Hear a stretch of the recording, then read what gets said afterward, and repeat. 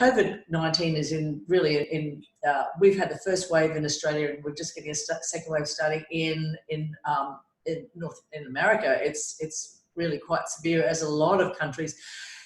Chair massage now, how would that go in corporate work? I'm not sure, but you know what? It's almost safe. It's almost safer than doing work in your office. And when you're in an office, you're usually in a small room. You're sharing that airspace, an enclosed airspace with someone else. And that's really where the risk is. It's sharing that air. Yeah. When you're doing chair massage, you can do it anywhere. You can do it in a big conference room. You can do it outside. You can do it in the lobbies. There's in my mind, it's a less risky endeavor to do chair massage than it would be to do cable massage in an enclosed room. Hi everybody, it's Paula Nutting, your musculoskeletal specialist, and I'm very, very proud that I can introduce to you today on our podcast my very good friend from, used to be Canada, still Canadian, but actually living in the States right now, in the throes of COVID, Eric Brown, who shares my birthday. So Eric, how are you? Happy birthday, twin. Yeah. You're doing great. No. You're one of my few birthday twins, so it's very exciting. It is amazing to have two people that are 24/7. So anyone else that's out there that's a 24/7. Oh, you go 7/24, don't you? Yeah, we go the opposite way, but that's okay. Yeah, no, it's better. I think it's better to say 24/7. Eric, you've been instrumental in actually assisting me through my business career in setting up my business pages, my social streaming, my website, things like that. That's where I second saw you. First, I saw you with Australian Massage Therapy Association, one of their conferences over in Cincinnati, I think it was, when you were going through World Massage Conference, which is a long time ago. 2008. Yeah. That's when we first met. How long have you been in the industry? Tell us your backstory. Yeah, I've been in the industry since graduated from massage school in '89 in Canada, and massage at that point in time, people think that massage has been around like this forever, but really it's just in the late '80s, that it really started to take off. Yeah. And so I sort of rode that wave. I had a private practice. I had multiple multi-therapist clinics in Toronto, Canada. I taught at a number of colleges. I met David Palmer, who does the father of chair massage. Okay. In the early '90s as well, and was immediately converted, drank the Kool-Aid. So I did chair massage big time in Canada. One of the first doing it there, did it with every major corporation you can imagine, IBM, Dell, Kellogg's, all major banks, hospitals, and started a massage school that taught specifically chair massage. I never knew that. That's amazing. So I've just put us on this kind of distance. That's so incredible. That was one thing I didn't realize about you. Yeah, so a lot of people here think that I started chair massage, but I'm not the father of chair massage. I'm the son of chair massage. Yeah. So David Palmer really is the one. And then I'll just briefly talk about the technology side, because I know this is something you might want to talk about. I recognized early on that therapists didn't have the skills to run their businesses, market their businesses, and run their businesses. That became very obvious after I opened my massage school. So I really focused on that, and I ended up doing a lot of traveling and touring and teaching on business subjects. And then when my son was born in 1999, I decided I couldn't travel anymore. I wanted to enjoy my son. So I put all my stuff online, and the web was brand new, of course. Like, the browser only came out in 1995. Oh, wow. Okay. So I thought, maybe in like 5-10 years, maybe there's going to be enough people on the web that I can sell something and make some money. But it was an immediate success, and the web did become something. Yeah. So I've been enamored by the technology, given sort of my entry into it. And so I did podcasting, pioneered podcasting early on, like in 2006 with Massage Therapy Radio. Nobody knew what a podcast was, so we called it radio so that people had some kind of clue. Yeah. And that morphed into World Massage Conference, which is the largest virtual conference in this profession, and probably some of the largest conferences generally on the net. And so I've been very much involved in the online world and recognize its importance in terms of reaching people, marketing to people, and establishing yourself as an expert or as an authority. Yeah, that's exactly right. So that was, you were, so that radio podcast, that morphed into the World Massage Conference with Melanie Hayden and Scott Dartnell, yeah? Yeah, that's correct. Yeah, because I remember presenting some of those. They're still accessible, aren't they? Some of those, I think it's been bought over by... Yeah, we sold that last year to ABMP, the Associated Bodywork and Massage Professionals in the U.S., and they're making it freely available to all their members, and non-members can access the presentations. Yeah, we did about 400 online presentations or workshops, and you were included in those too. Thank you very much for your contributions. Yeah. It's always great to have you there. My pleasure. My pleasure. So any therapists that are actually watching this, if you go into the ABMP, abmp.com. American Broadcasting Massage Profession. Nobody remembers what that stands for. So ABMP, look it up because you'll get some great content for you if you're doing further online studies. Pretty much. Yeah, I think they have. You'll have to visit their site, but I think they have an associate membership that you could get in Australia, and you get access to all of those resources they have, and have just incredible resources. Yeah, no, that's amazing. What did massage look like before 1985, 87? I didn't realize you've actually been in the industry a little bit longer than me. I'm quietly jealous. Well, you know what? Massage, since massage through most of the century didn't exist until like the human potential movement in the the 60s and the 70s in particular, with the stuff going on at Esalen, and massage was really seen as a human potential, as part of the human potential movement, not really as a medical service. And here in the United States, or North America, I'll just say North America generally, massage has been associated with prostitution and massage parlors. Yeah. So in 1985, the biggest organization at the time, which was still very tiny, which was the American Massage Therapy Association. Yeah. They changed their name, a couple times in the 80s. Once from the Association of Masseurs and Masseuses, and then they changed it to the Massage and Therapy, the American Massage and Therapy Association, and then they dropped the "and" out of their name, so it became just the American Massage Therapy Association. Yeah. And this was part of a movement to associate massage with therapy. That was their positioning. So they figured if we become part of a healthcare profession, as allied healthcare professionals, then we're going to have more. We're going to be more respected, and the profession will grow.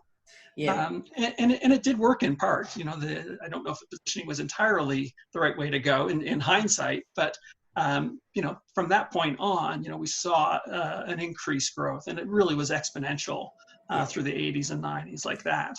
Yeah, those words, masseuse and masseur, it's almost, you cringe, massage therapist, remedial therapist, medical massage, that kind of have that slight, we don't like that because we have that historic connotations of the sex industry, which is unfair on the sex industry because they provide a very good service, but it's not our service.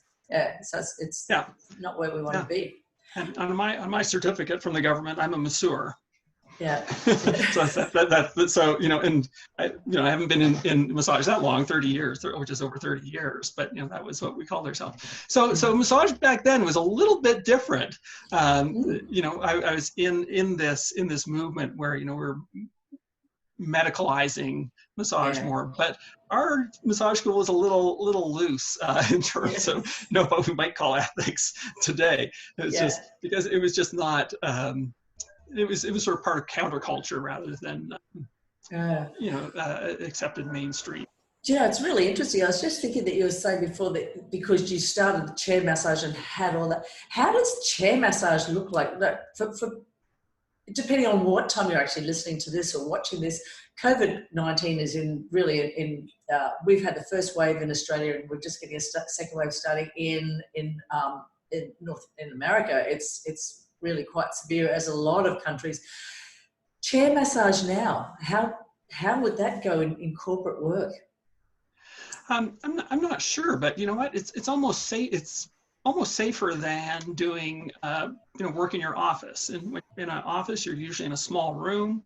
You're sharing that airspace, an enclosed airspace with someone else. And that's really where the risk is. It's sharing that air. Yeah. When you're doing chair massage, you can do it anywhere.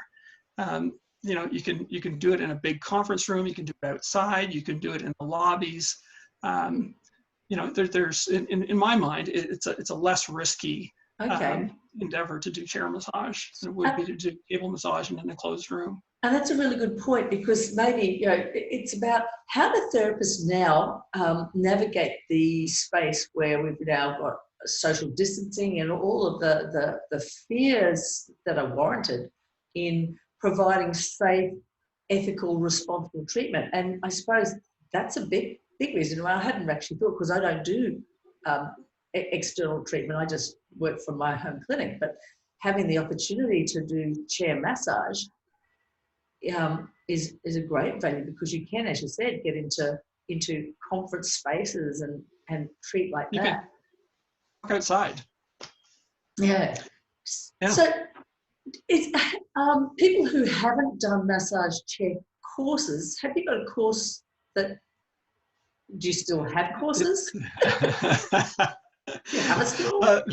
I have a book online. You can find it on Amazon. Yeah. Massage techniques. But we are, as you know, we've just launched Massage Mastery, which is a publisher of digital textbooks. So very multimedia rich. So I'm just in the process now, just was working on it this afternoon, of doing the final work on a chair massage technique course, or textbook in this case. But textbook in that it is very rich multimedia, has lots of video throughout. Yeah. So that might be a place shortly, probably by the time this podcast comes out. It'll be available at massagemastery.online. Well, that's fantastic. Massagemastery.online?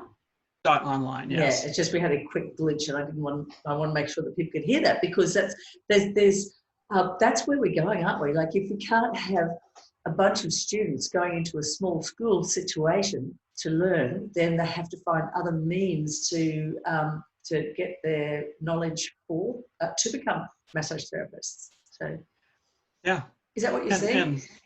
Oh yeah, absolutely, and bless you. Thank you. It's the quietest things I could do. Yeah, don't hold back. Your brain will come flying out your ear. We'll edit that bit.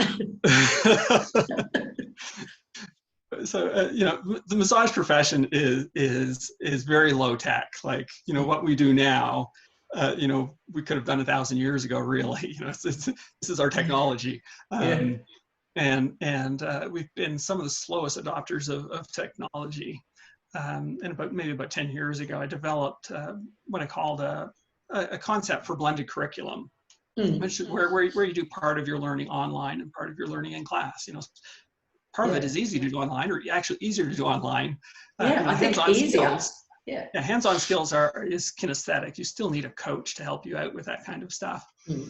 So, I explored the idea then, but it was just too early for this profession to move into it. And then last year, Anne and I decided to, revisit it and explore it, and felt like it was about time. And it just so happened to coincide with the pandemic that came. So we weren't going to plan on publishing anything until 2021. But this sort of moved our timeline up for doing this, and I think that's important. A lot of people have thanked the virus for many reasons, not so much for illness and dis-ease and social distancing, but for the fact that our whole world's changed. We're much more, we are over here, much more community focused and family unit focused.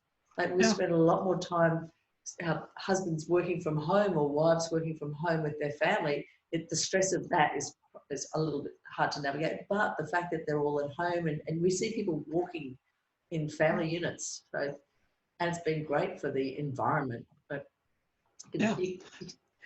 So what about out of every tragedy, there's always a shiny spot. Yeah, and for you, always that's something good that can come out of it. So this is sort of for schools to take a look at that, that issue of, how do I teach remotely? Yeah.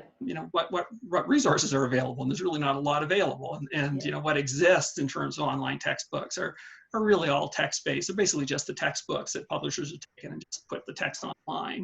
Yeah. And that's not an effective learning vehicle, and it's not making the most of the benefits of you have in terms of using the web.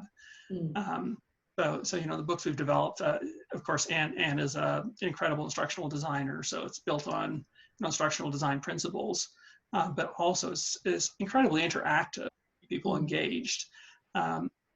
It's lots of multimedia throughout it. So even things like terminology, it's instead of a list of terminology, you have to flip cards. There's things you're involved, you're active through the whole process. I was going to ask you that. What's some definitions or examples of being interactive? Because it's hard to imagine interactive and online because there's so many boring online. Oh, absolutely. Modules. Absolutely. And I understand why people avoid trying to learn online. It's just been done so badly in the past. Yeah. So for example, you've so many people have gotten our Preventing Disease Transmission in a Massage Practice book. At the end of each chapter, you get these interactive exercises. So for example, you might have a case where you are given a scenario, and you're asked questions about this scenario, and you decide what action is the appropriate action to take with this particular customer or client. And in doing that exercise, you get immediate feedback and whether you're right or wrong, whether you're on the right track. So things like that. Yeah, okay, because that engages different parts of the brain, so you're actually going to learn better, I expect, because you're actually not just doing visual.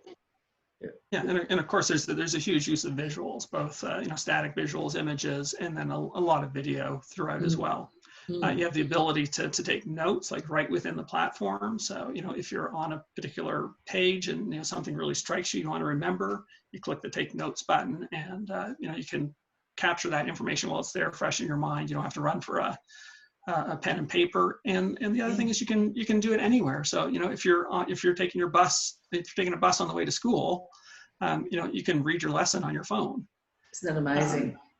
Yeah, so it's actually a textbook that's going to get used because people stay engaged with it. And I'm surprised, with preventing disease transmission, disease is not really a very exciting topic for first release for us. But I'm just amazed at how many people get through all that material, and it's because it's chunked in little bite-sized pieces that they can do anytime, anywhere, and it's engaging, and people get through, even without having to do it as a student. These are professionals that are doing it. They're getting through the entire book, which is I'm very pleased with that.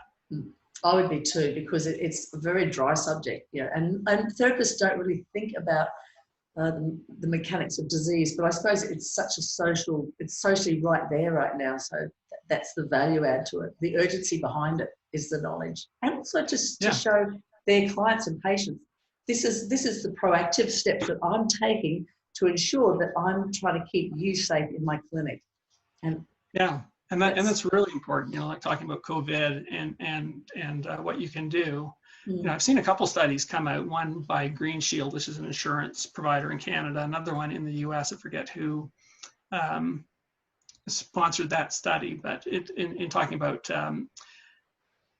consumers going back into healthcare using allied healthcare professionals like chiropractic, massage, physiotherapy. They really want proof that they're going to be safe in your establishment before they step back in the doors. So you definitely need to communicate that in as many ways as possible, and certainly having a certificate on your wall saying that you've completed a course in preventing disease transmission is one small piece of that. But you need to communicate with people that you are knowledgeable. You should be knowledgeable, not just the appearance of being knowledgeable. You need to be knowledgeable. So true. So as I said earlier, that you're part of my girl crush fan with you was that your knowledge on how to get businesses set up on the websites up. Have you got any things that you can offer therapists that are new or dealing with COVID, how they can market themselves that is relevant and safe on their websites or in Facebook or in, I don't know. Yeah, so the pandemic certainly brings up the issue of using technology in a more effective way. So I think it's a wake-up call for all massage therapists. Again, we tend to be a little bit low tech. Yeah. We have to get with the program and meet people where they are now. And so, what would I recommend? Well, definitely everybody needs a website, and I'm just shocked at how many therapists still don't have websites. And it doesn't have to be complicated. I think of them as brochure websites, just the basic information, but some way that people can find you online if they're searching for you. Yeah. So that's the very least you can do. The second thing I would suggest therapists do, there's two foundations in web marketing. One is having the website, another is having an email list. And I know people think that email is dead. It doesn't have a lot of value, but it still does. If people log into any service, they have to do it through their email account. It's not very sexy. It's not as sexy as social media. It's utilitarian, but it's important to people, and people still use it. And by developing an able list of your clients and being able to communicate with them through an email list, you're in control of that communication, and you're in control of the way the messages you have are conveyed. You're not in control of Facebook, of Instagram. They could shut down your account at any point in time. So, I'm not a big fan of building other people's businesses. I'd rather build my own. So what I would suggest for all therapists is start collecting email addresses, get permission from your clients to send them information, and start communicating on a regular basis. Because most clients that stop seeing you don't stop seeing you because they don't like you, because your massage is terrible. Yeah. They stop seeing you because there's so much going on in their lives, and they just, they get out of a routine. Maybe they skip a treatment because they're going on a little vacation, and then, they forget about you. Yeah. We're all forgettable. Unfortunately. So email is just a way to stay at the top of people's minds, and, will really help improve your client retention, which is a place where I think most therapists need to put more focus. Exactly. Getting new clients is much sexier. Staying with the one that you have is a little more work, maybe not as sexy, but it's going to be better for you in the long run. How often would you send emails out to you? What would your advice be with your client list? What's too much?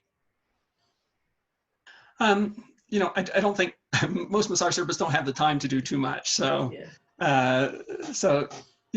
even sending out on a monthly basis would be fantastic. Yeah. If you can connect with your audience or your client base once a month and let them know you exist and you're there to serve them and can give them news on what's happening in your practice. Okay, so content quality. Yes.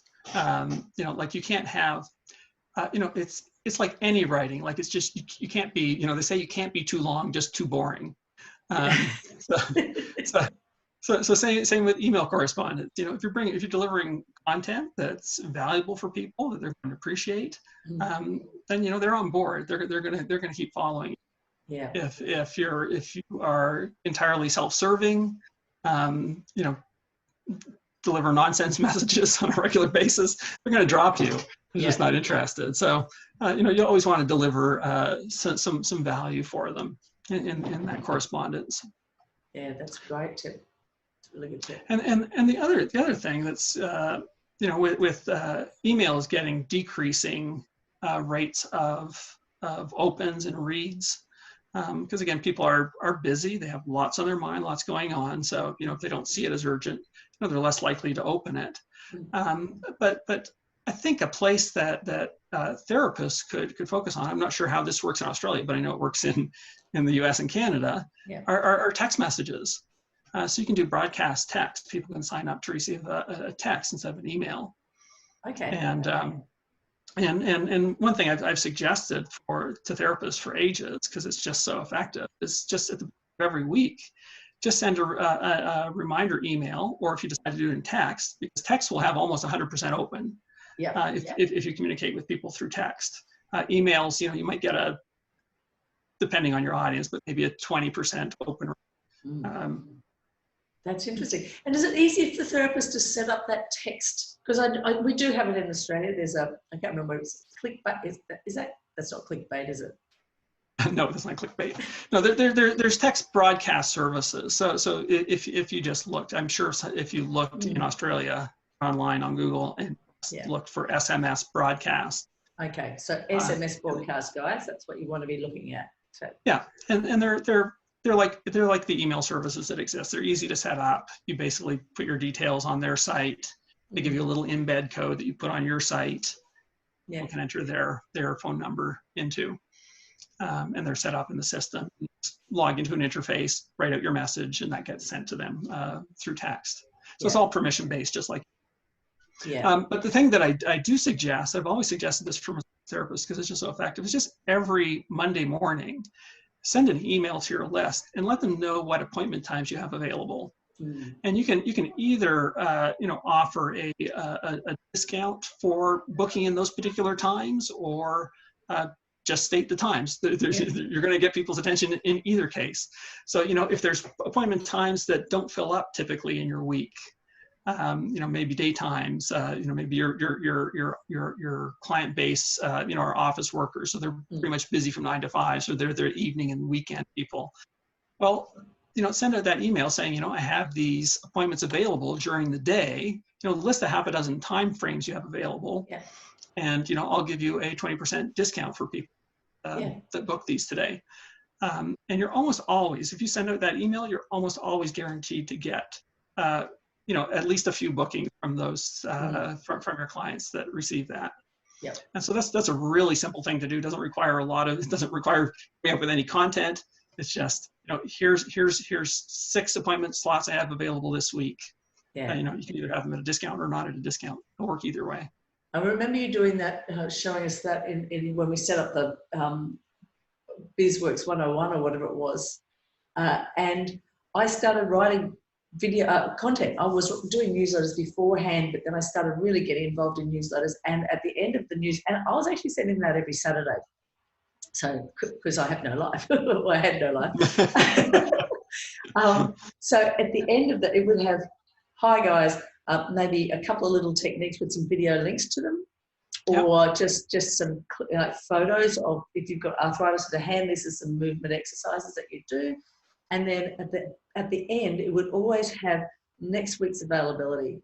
And I'd always send it out at 8:30 on Saturday morning. So it would schedule through Timely, I think it was, or get MailChimp or one of those.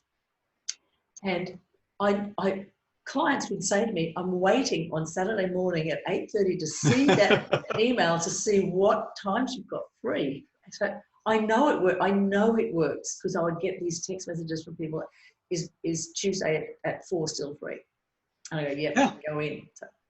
It's amazing. It's the simplest thing you could possibly do, but it works. And the other thing that you did, which was good, is you tell people what you do, because I'm sure every therapist gets this. You have a client come in, and they've been coming in for relaxation massage, let's say, and they say, my husband has back pain. Like, can you do anything for that? Or my sister-in-law is getting headaches. Like, can you do anything for headaches? Like, they have no idea what you do. Yeah. So by putting up a little notice of, here's what I do for treating headaches, you're educating people in terms of the scope of your practice and how you're able to help them, so they can sort of self-identify into these slots that you're giving them. Yeah, no, that's a really good point. And try to be consistent. That's the one thing I found with them, is that people, if they see it, you become a habit.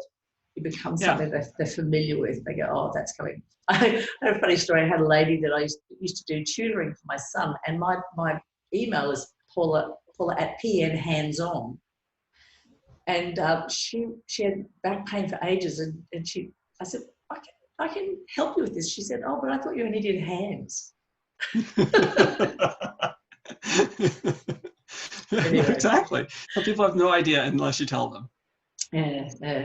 So really funny. They're great tips for therapists to use. Really, really exciting ways that you can think about expanding your work, because right now it's quite tricky for therapists to. I don't know what it's like over there, but right now people are terrified about how close is too close. What can I do? How much time do I allow for the work?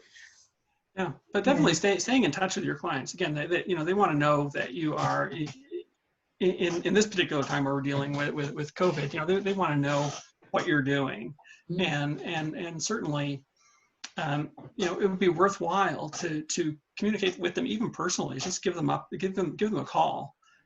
Give each of your clients a call, and believe me, they will not hate you for calling. This will not be an interruption for them. They'll appreciate that you took the time to give them a call. And just say, how you doing? I just wanted to check on you in this difficult time. You can tell them what your circumstances are, whether you're open, whether you're planning on opening, what you plan on doing, and just say, is there any way I can help you, through this time? Just a nice, friendly call. It's just going to go a whole long way to building that relationship, establishing trust, and again, just keeping you at the top of their mind. Yeah. They really need that emotional support right now. The pain, the studies where they talk about social isolation and pain are actually quite strongly linked. So the more distance people are from community, the greater their pain reception is. So that it's another good value add to be able to just check on board with especially if you're not actually working, just to actually have the conversation. How are you? How's your wrist? Or your back? Have you thought about doing some lumbar rolls? Have you thought about, give them a little bit of home? It doesn't have to be paid home care, but just a little bit of actual consideration and care. That's, most of us are that kind of person anyway. That's why we are. Exactly. We care about people, right? Yeah. I hope. Is there any way to teach therapists online kinesthetic work, do you think? You can, to a certain extent. You can learn techniques online. It's not ideal, because it is a skill. It's like learning a sport. It's like you want a coach there. You want someone to, watch your work. Yeah. And help you out when you need it. So I wouldn't discount online technique learning entirely. But I still feel in terms of that domain, in person is always preferable. Yeah, I know you worked a little bit with helping Eric Dalton, who I interviewed a little while ago. Amazing human being. I love anybody who says that they've been a drummer in a band and motorcycle rider and massage therapist, and he's done so much. His journey is amazing. He's an interesting dude. So cool. And I always think he looks a little bit like a very, very thin Colonel Sanders. He's just kind of got that look. Oh, he'll love that. In the nicest way, Eric. In the nicest way. Because his stuff online is cool. There's technique work through there too. Yeah. Yeah, and again, given the alternative of not being able to learn from somebody as masterful as Eric Dalton, because you can't come to an in-person workshop. And he doesn't do a whole lot of in-person teaching. He does does his One American workshop every year, and then he does a Costa Rica event. And now he's starting to develop some other instructors that are traveling internationally. For those people that can't necessarily access his workshop. So his given the choice of being able to learn online or his techniques and his approach, or not learning it at all, far preferable to learn online than not having these techniques. I know that. And the techniques are, I have to say, his techniques are relatively, in terms of how there's not a lot of risk for harm with these kinds of techniques, and they're relatively simple. I don't want to say that they're simple, because they're not. No. But the understanding behind them and how you apply them is, requires a lot of critical thinking. But the actual hands-on technique themselves are relatively simple. So you can definitely learn and walk away with some strong skills just by doing that online. Yeah, I think so too. I've seen a lot of his work. That slow compression, myofascial work, muscle energy techniques. They're things that once you understand the methodology behind it, that you've just got to work out your pivot points, etc., or you're starting your anatomical landmarks, and then it's fine. Similar to the work that I do with the Chapman's reflexes or the neurolymphatic points, it's easy to find once you worked out where the assessment points are and the strength testing, it's actually the actual technique application isn't so tricky. It's not like we're doing something that takes a lot of intuitive palpatory skills. It's like, there's the point, that's what you do. And it depends on how the information is taught too. So with some of Eric's videos, for example, like he has, basically he's doing the techniques on a glass surface, so you can see what his hands are doing underneath the table. Wow. He does overlays in some of his videos, so you can understand the underlying structure. So there's a lot that educators can do to sort of enhance that technique learning that's just not being done. We see the example of a lot of bad education out there. Yeah. So it's up to us, to elevate sort of the standard there and give people a better online learning experience. If someone's Googling, how do I find a good looking for online education, is there things that they can look within? Like if they look at my site or Eric's site or Joe Bloggs' site, is there some tips that they can go, okay, that looks, when I'm reading it, looks like it's going to be worthwhile, or any warning signs that may go buyer beware? Yeah, not really. I've really, I've been an advocate for, sort of consumer-based regulation and vetting. So like you have on, Yelp or Facebook, Facebook reviews or Google Business, where people can leave reviews, of their experiences of a course. Because I think other people's experience are the strongest indicators of value of a particular, educator's material. Yeah. Unfortunately, we don't have, that kind of system set up anywhere. Our regulatory bodies, or people that regulate continuing education here in the U.S., like FSMTB, NCB, TMB, they review the material ahead of time and determine whether it's well, if it meets certain criteria, but those criteria are pretty loose.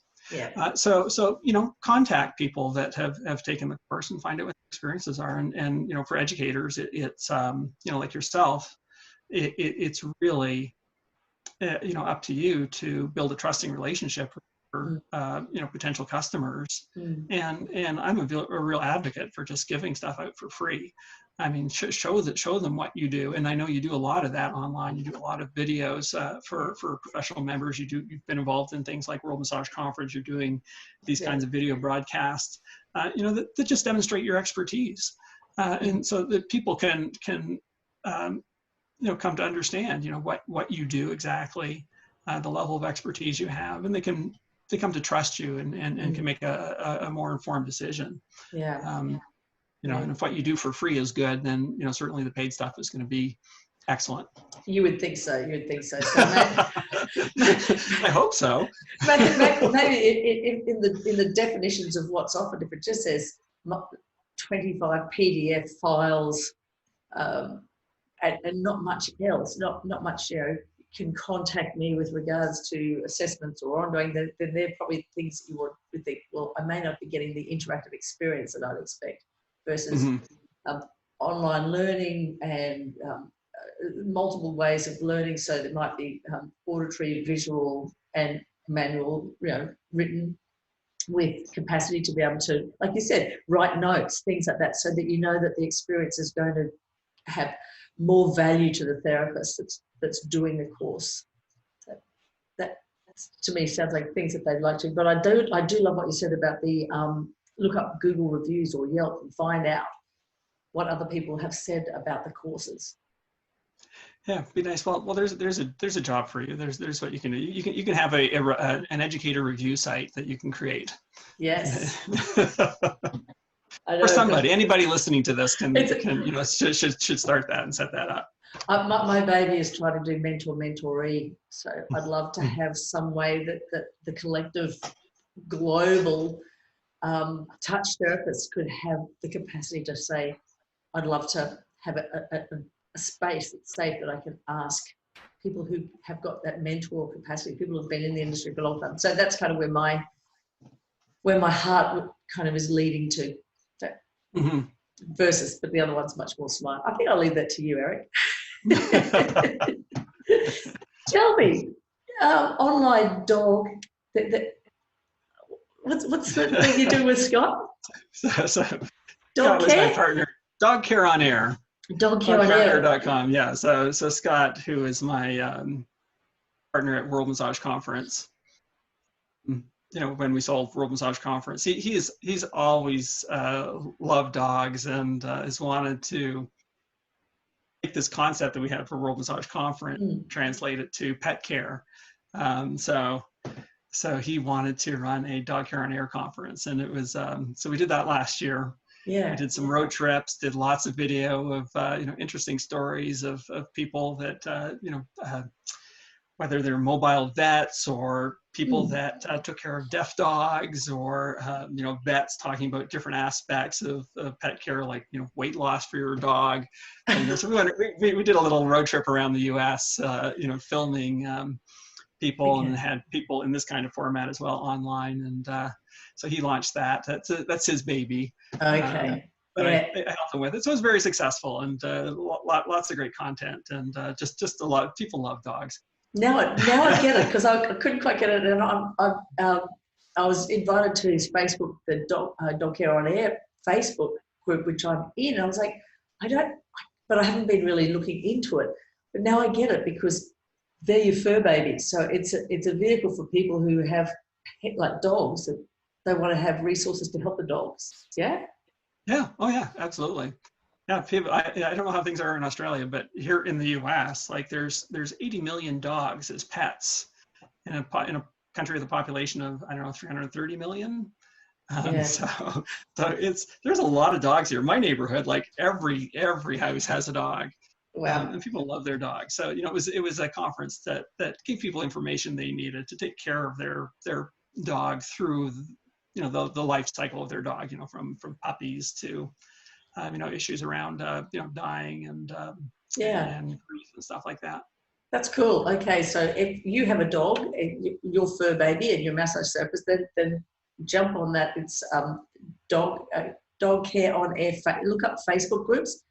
Dog Care on Air, I'm thinking, is the name of it, and then they can go a little bit further forward with that. Yeah, and I believe all those presentations are still freely available online. Yeah, that's very, very exciting. I'm just wondering, tell me about your books, because you were saying that you've got 5 bestsellers. The chair massage is going to be one of them, yeah? I sold Bodywork Biz, which is my my business and marketing the one I love. company, or I shouldn't say I sold it. I closed it up about 5 years ago, and I just had so much content that I created over the I hate just to shelve all this and it never be seen again. So I started putting it into books that I published on Amazon. And so I have, I think I have 5 books that are published. They've all gone to the #1 bestseller status on Amazon here in the US. So you can go to bodyworkbiz.com and see a list of those, or just go to Amazon. it might be harder to find unless you know what you're looking for exactly on Amazon. Yeah. Go to Bodywork. Yeah. So there's 60 Clients in 60 Days is the best-selling book that I have, and it's been one of the most popular courses I've ever offered. Yeah. And it works. And the books are super cheap because, you know, I'm not reliant on them for my income. Just want to have that information out there, so you can get them really quite cheaply. But if you're going to get any book, I would suggest starting with 60 Clients in 60 Days. Yeah. Yeah. The 101 business skills, I think, was that all the one that actually teaches you as a new therapist to get your website up and all that for me was absolute gold. And I agree. Any therapist out there, if you're sitting here listening to this on Facebook, get up, get a piece of paper, write down, today I will look up how to set up a website. There's GoDaddy, there's Oh, it's just so easy now. There's just so many services out there that are free. And some of them are free. Yeah. So it's just a no-brainer. Just do it. And there's simple interfaces that help you through the process. Yeah. They're not hard to do at all. They're not hard to do. Yeah. So absolutely get a website up. Yeah. It's no excuse. Just take what you have in your brochure and put it online. Yes, because most people don't like, if you do paper drops, if you're still doing paper drops, you're wasting your time and money, in my mind, because I found that the return on investment of having paper printed and walking flyers to different letterboxes just isn't worth the time and the effort. Yeah, absolutely. This is not a great. This is what I call a high touch profession. It's like you need to develop relationships. You need to develop trust, because these people are going to get naked for you and let you touch them all over in a closed room. So you know, you need to have a relationship. It's you know, a little flyer in the mail is not going to do it. No. Yeah, you need to find other methods besides doing a mail drop. Yeah, and the 60 Clients in 60 Days. Yeah. I just want to push that, just because it's just, even if you don't like marketing, it's the most simple technique for people to build their practices fast. And you literally can get 60 Clients in 60 days. That's sort of the goal of this. So how do they? You don't need any background in it at all. Okay, so can you give a couple of examples? Sure, absolutely. I can tell you exactly how it works. All right, sure. Like you want to get the book because, you know, we don't have time to do the whole thing here, but essentially you're giving out gift certificates, free gift certificates for a sample massage. And basically, you know, one of the things that I do is I just take techniques that work in other industries and figure out how to apply them to the massage profession. Yeah. So we've all been in grocery stores, and I'm sure this is the same in Australia. You know, you have the sample lady at the end of the aisle. You know, would you like a taste of this? You know, and the people that try that are very likely to purchase some of your product. They've had a direct experience with it. Now they know what it's like. And the thing to think about here is that once you adopt a brand, or once you start using something, you know, that takes a lot of inertia to get to that point where you change your behavior to start using another product or start using a service like massage. Once you're there, then it's pretty easy to keep going. So these companies rely on what we call lifetime customer value. So you recognize the customer's not going to just buy once, but they're going to buy multiple times over their lifetime. So, you know, I remember getting a shampoo sample. This was way back in the 90s. It was the Dove brand shampoo. Yeah. You know, this is when they sent samples in the mail. I don't know if they still do that now. And I'm still using that shampoo today. You know, like I've used, you know, every year, like I buy dozens of bottles of that soap and shampoo from that brand. So, you know, I've been worth thousands of dollars to that company for them sending that little sample. So the idea with 60 Clients in 60 Days is to distribute gift certificates and not full hour massages, just half hour massages. The people that are going to use those are the ones that are most inclined to use massage on a regular basis. And it overcomes that initial inertia of taking some action. And the important thing here is that it's positioned as a gift certificate and not as a coupon, because there's a huge difference in positioning in people's minds. It seems, people say, well, why don't I just offer 50% off, instead of offering a free half-hour massage with an option to upgrade, to an hour for X number of dollars. The dollar amount is the same. Yeah. Well, yeah, you're right. The dollar amount is the same, but the position in people's minds, the value of a gift certificate compared to the value of a coupon is completely different. Yes. So we really position them as a gift, and these have to be handed out either personally by you, or you go to people of influence. So, for example, maybe I would go to my accountant, at tax time, and say, you know what? I want to help you out. If you can help me out, I'm willing to give you, 100 30-minute gift certificates. Normally this is worth $3,000. I'm going to give it to you at no cost. But here's what I expect from you is that you hand these out to your customers, personally, or if you're going to send them a letter, send it out with a letter with a personal note. And they have these gift certificates will have short expiry dates, so people have to take action quickly if they're going to take advantage of it. And then the possibilities of making money come in a variety of ways. So people say, how can I make money giving massage away for free? Well, you know what? You have to pay every client. There's always a client acquisition cost. Yes. Doesn't matter what method you use. If I send out my mailers and it costs me $500 to send out mailers and I get 5 clients, then my client acquisition cost has been $100 per client. And I need to make that up over time. With this, the only investment you have, really, there's no hard cost, it's just a half an hour of your time. You have several opportunities to make money in this. One is you need a system to get them coming in on an ongoing basis, which again, I cover in the book in more detail. So you have the lifetime value of the customer. On that first visit, we always make an upgrade offer. So you can upgrade this to a full hour for only $30 more, or whatever you want to charge. We find very consistently that 80% of people take up that offer. So that means if I charge $30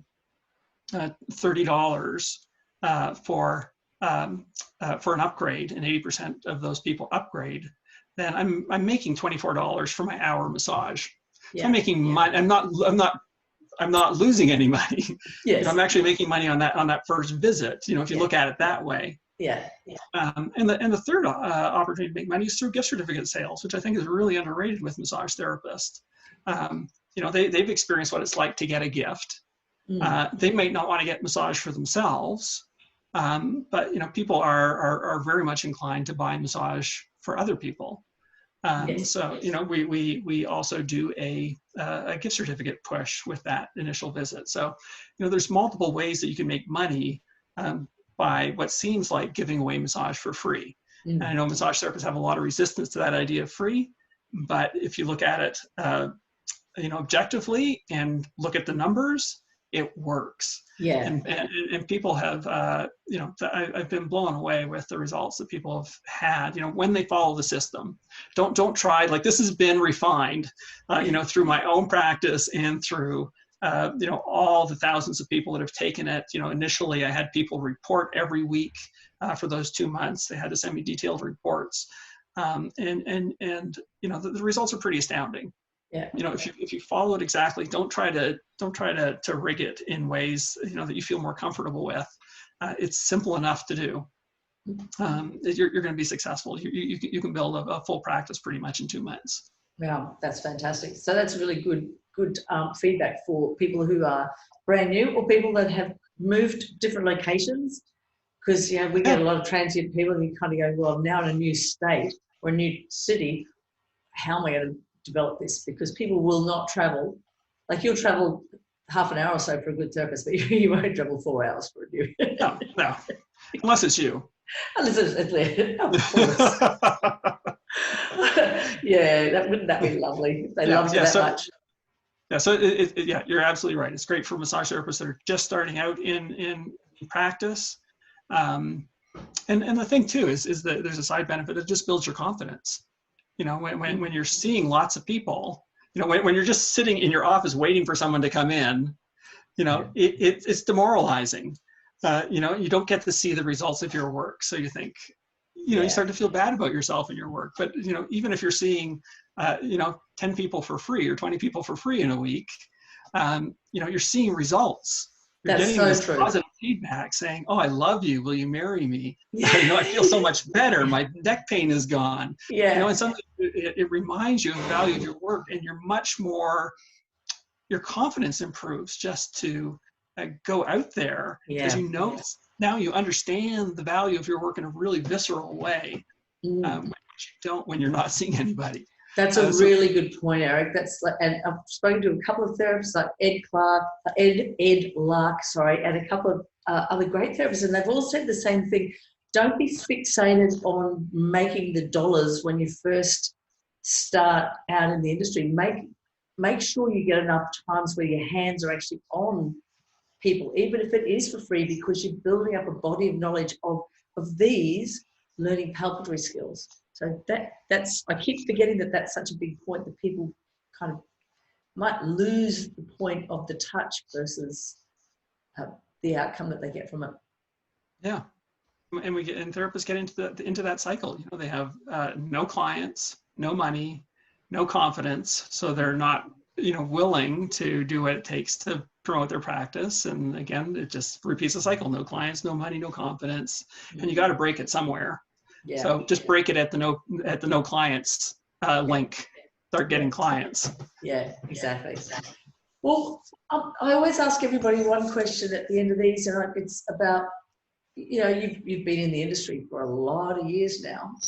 What would this Eric, if he was to roll back to 1986, what would he tell the young Eric? What pearls of advice would he give you that would help you through your journey?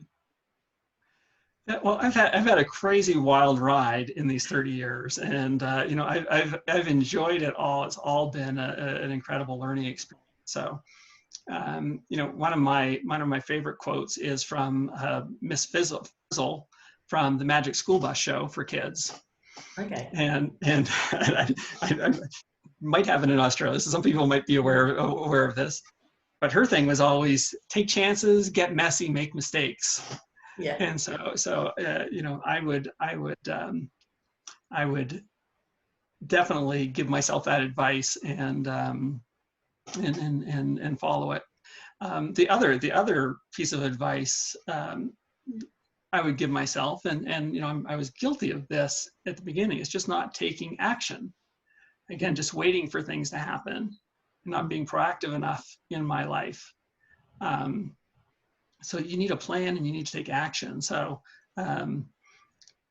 just do it. I love Nike's slogan. Yeah. Just do it. Take some action. Do something. It might work. It might not. But if you don't do anything, it's definitely not going to work. Yeah. So get messy. Get messy. Take chances. Make mistakes. It's either going to work and you're going to be happy about it, or it's not going to work and you've had a learning experience and you're going to know what to do better next time. Yeah, so true, so true. Well, Eric, thank you so much for spending a little bit of time. I'm going to put some of those links to your bodywork biz and also to massagemastery.online, so that anybody who wants to get in and get their hands dirty into some of these courses, they can get in, especially the chair massage interactive stuff, because that sounds fantastic. Coming soon. Good luck with your journeys on everything. Thank you so much for being part of the action, and it's been an absolute pleasure. It's been great talking to you again, Paula. You take care. Thank you. Hey guys, thanks for sticking around to the end of the video. I really appreciate it. What you could do is you could hit the subscribe button if you haven't already. When you're ready to take the next step, why don't you click the link below and get into more information about my mentorship program, and I'll see you on the other side.